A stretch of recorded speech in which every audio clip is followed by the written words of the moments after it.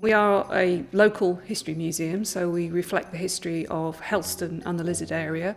The museum has been in its present building since 1949. The collection is mostly social history, 18th, 19th and 20th social history. The collection originally was begun by Helston Old Cornwall Society. We were run by a council, but we are now run by a charitable trust. One of the artefacts in the museum is the Flora Day clock, which is quite a large sort of mechanism.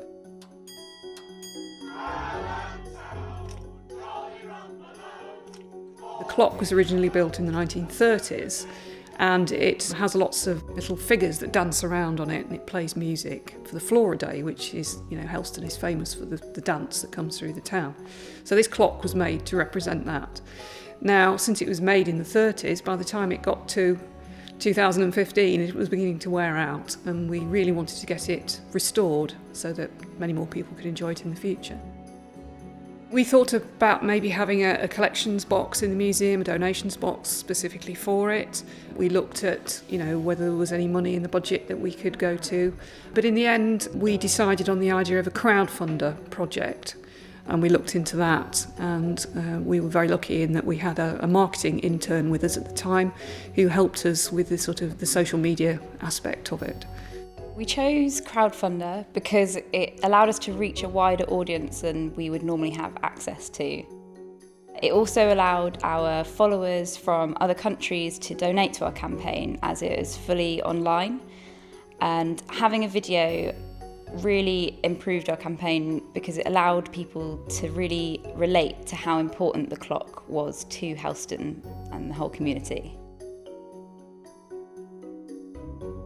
And then the idea was you offer incentives for people to give money, so it can be sort of in the form of small prizes. So if you donate £5, say, you get a museum postcard, or if you donate £50 maybe, and we offered people the chance to be in the museum on Flora Day to watch the midday dance go through. And once you set all that up and it goes live on the site, then you set a time limit and a target, and we set a target of £1,000. Writing the mission statement, and I think this is really important because it gave us a clear guideline to what we wanted to achieve and why. Making a schedule so that we had a time frame to stick to. This was particularly important for us as we only had a matter of weeks. Creating a storyboard, and that allowed us to plan what we were doing and stick to a budget. So you want to make sure that the story that's in your video is really compelling and will really motivate people to want to help your cause.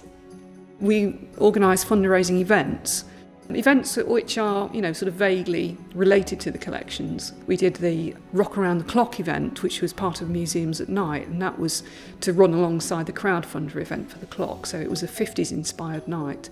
It's basically trying to get people through the door, increase footfall, increase donations, increase income from the shop.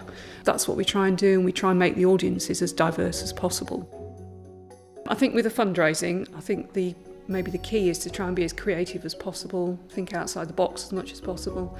As I say, with crowdfunder, we really didn't know anything about it at all, but the more we investigated, we found that it would be quite a good way to involve the community as well, but also, bring funds into the museum.